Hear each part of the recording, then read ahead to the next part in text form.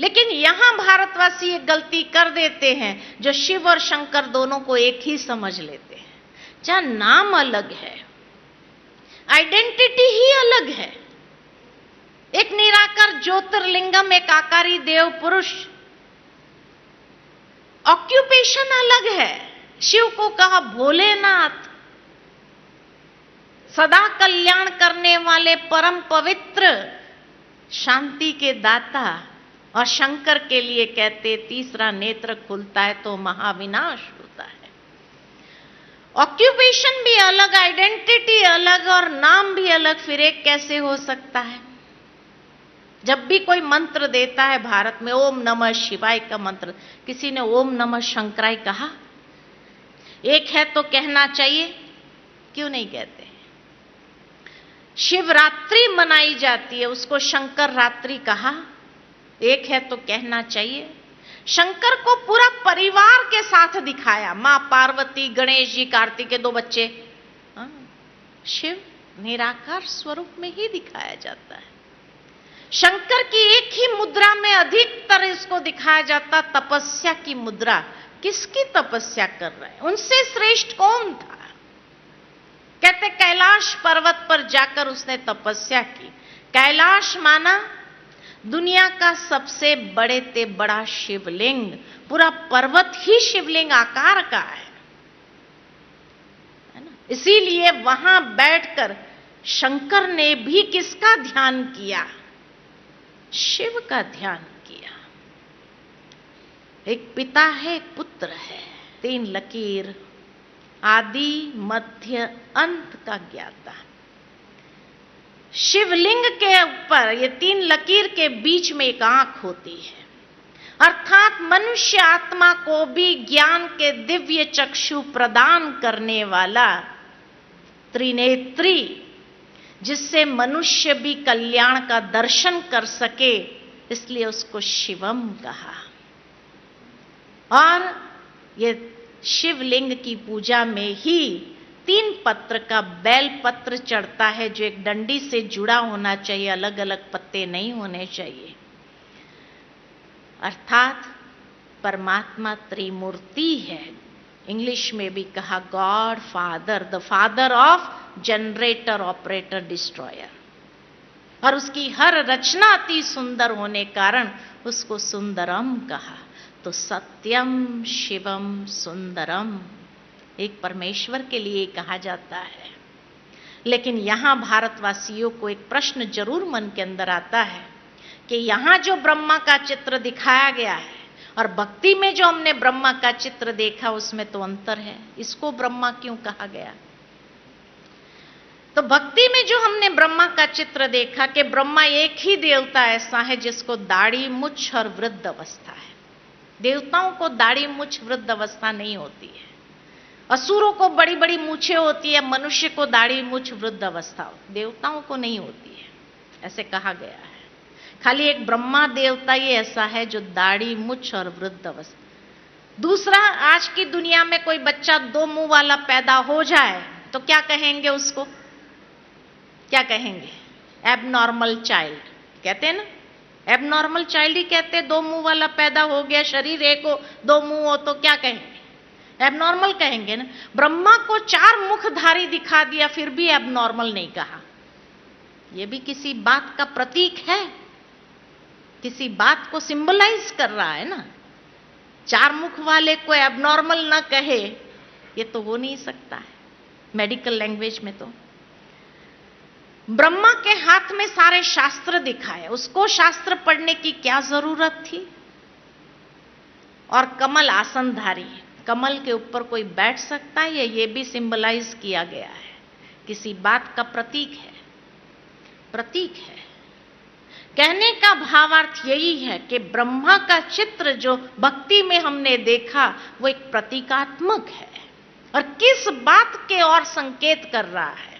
संकेत उसी बात की ओर कर रहा है कि परमात्मा जब इस संसार में अवतरित हुए, उस समय कौन सा काल चल रहा था?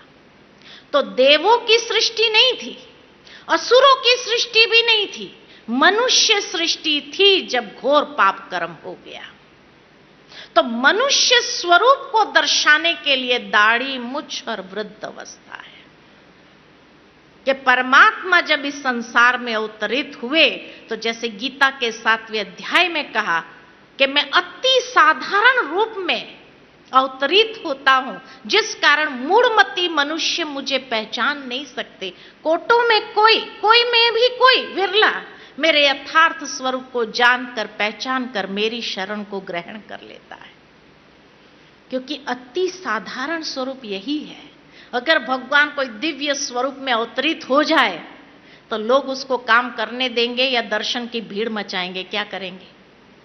क्या करेंगे? हाँ, वो कुछ समय पहले की बात याद आती है। गणेश जी ने दूध पिया था भारत में, और सारी रात लोग लाइन में खड़े थे देखने के लिए, है ना। तो भगवान अगर कोई दिव्य स्वरूप में अवतरित हो जाए तो लोग उसको काम करने नहीं देंगे, दर्शन की भीड़, आशीर्वाद चाहिए। इसलिए भगवान ने कहा मैं अति साधारण रूप में आता हूं। कोटों में कोई में भी कोई ही पहचान पाते हैं, सब नहीं पहचान सकते हैं। तो मनुष्य स्वरूप साधारण स्वरूप है। फिर आकर के सबसे पहले परमात्मा क्या करते? उसके जीवन का प्यूरिफिकेशन। उस समय संसार कीचड़ जैसा था और उस कीचड़ में कमल को खिलाया। उसके जीवन का प्यूरिफिकेशन, कमल आसन धारी। फिर क्या किया? तो सभी शास्त्रों का निचोड़ सुनाया। किसको सुनाया? खाली हिंदू धर्म वालों को नहीं, सारे संसार की आत्माओं को। तो सारा संसार कैसे दिखाए? तो 4 दिशा में 4 मुख है कि वो ज्ञान जो प्रवाहित हुआ वो संसार की चारों दिशा में फैला। और फैला कैसे? सहस्त्र भुजाओं द्वारा। सहस्त्र भुजा माना सहयोग की निशानी। आज कोई हमारा मददगार होता है तो हम क्या कहते हैं? मेरा राइट हैंड है, ये लेफ्ट हैंड है, इसके बिना काम नहीं होता है। तो ब्रह्मा के भी इस दिव्य कार्य में हजारों आत्माएं मददगार बन गई। परमात्मा का जो दिव्य कार्य है, जो ब्रह्मा के द्वारा करवा रहे हैं, करण करावनहार परमात्मा है, लेकिन उसमें हजारों आत्माएं राइट लेफ्ट हैंड बन करके मददगार बन गए। आप मददगार बनना चाहेंगे या नहीं चाहेंगे? कि अभी तक भी पहचान नहीं है, क्या कहेंगे? और 5वीं कसौटी, सर्व गुणों में अनंत। ज्योमेट्री में पॉइंट की डेफिनेशन क्या है? ज्योमेट्री में पॉइंट की डेफिनेशन क्या है? Dimensionless, मेजरमेंटलेस, infinite. इन्फिनिट उसको कहा, अनंत। क्योंकि पॉइंट के बिना एक लकीर नहीं खींच सकते, पॉइंट के बिना एक शब्द नहीं लिख सकते। Infinite in his qualities. तो ये था परमात्मा का संपूर्ण परिचय। साइंस के अंदर सबसे सूक्ष्म अणु होता है और परमात्मा सूक्ष्मते सूक्ष्म अणु से भी सूक्ष्म है, इसलिए सर्वशक्तिमान है। जितना अणु सूक्ष्म उतना शक्तिशाली। परमात्मा सूक्ष्मते सूक्ष्म अणु से भी सूक्ष्म, इसलिए सर्वशक्तिमान। तो ये था आज परमात्मा का संपूर्ण परिचय। जैसे किसी का परिचय लेते तो 5 बातें पूछते हैं। नाम क्या है, फिर आइडेंटिटी चाहिए, तीसरा क्वालिफिकेशन चाहिए, चौथा एड्रेस चाहिए, 5वां प्रेजेंट ऑक्यूपेशन। 5 बातों में संपूर्ण परिचय आ जाता है। आज हमने भी परमात्मा के परिचय में सबसे पहले उसका नाम सदाशिव, यहोवा, गॉड, अल्लाह, ईश्वर, प्रभु, मालिक, जो भी कहो, अनेक नाम दिए गए उस एक को। उसका स्वरूप अति सूक्ष्म दिव्य ज्योति बिंदु स्वरूप, प्रकाश, नूर, लाइट, अखंड ज्योति स्वरूप, निराकार। उसके क्वालिफिकेशन वो 5 बातें, सर्वधर्म मान्य, सर्वोच्च, सर्वोपरि, सर्वज्ञ, सर्व गुणों में अनंत, सर्वशक्तिमान। और उसका एड्रेस पार ब्रह्म में रहने वाला ईश्वर, परम धाम, मोक्ष धाम। अखंड ज्योति का दिव्य लोक जहाँ सभी आत्माएं निवास करती है, और उसका ऑक्यूपेशन यदा यदा ही धर्मस्य, जब जब धर्म की अति ग्लानि होती है तो अधर्म का नाश और सत धर्म की पुनः स्थापना करने का दिव्य कार्य परमात्मा कराने वाला है, खुद नहीं करता है। इसलिए उसकी महिमा में गाते करन करावनहार है। ब्रह्मा द्वारा सृजन, विष्णु द्वारा पालना और शंकर के द्वारा महाविनाश। कराने वाला कौन? परमात्मा। इसलिए ये तीन देवताओं की महिमा सभी धर्मों में अभी आती है। हिंदू धर्म में ब्रह्मा विष्णु महेश कहा, इस्लाम धर्म में उसको जिब्राइल मिकाइल इसराफिल कहते हैं, क्रिश्चियन धर्म में द 3 होली एंजल्स या 3 होली गोस्ट कहते हैं। हर धर्म में आपको ये तीन देवताओं की भी यादगारें मिलेगी, है ना। करण करावनहार परमात्मा अपनी इन तीन मूर्तियों के द्वारा, इसलिए ये तीन देवताओं का भी जन्म नहीं दिखाते, उत्पत्ति दिखाते। और उनकी उत्पत्ति कहाँ से हुई? तो का प्रकाश से, लाइट से हुई, क्योंकि परमात्मा प्रकाश स्वरूप जो उन तीनों को उत्पन्न करते हैं।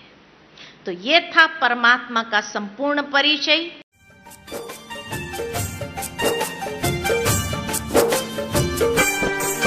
शिव भोला भंडारी त्रिलोकी अधिकारी, आबू पधारे तन लिया है साकारी।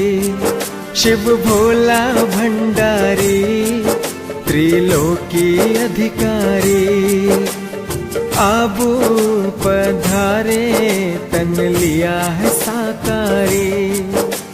गीता ज्ञान गंगा से लाखों को तारा है, राजयोग से माना हमने शिव पिता हमारा है, शिव पिता हमारा है, ओ शिव पिता हमारा है। शिव भोला भंडारी त्रिलोकी अधिकारी।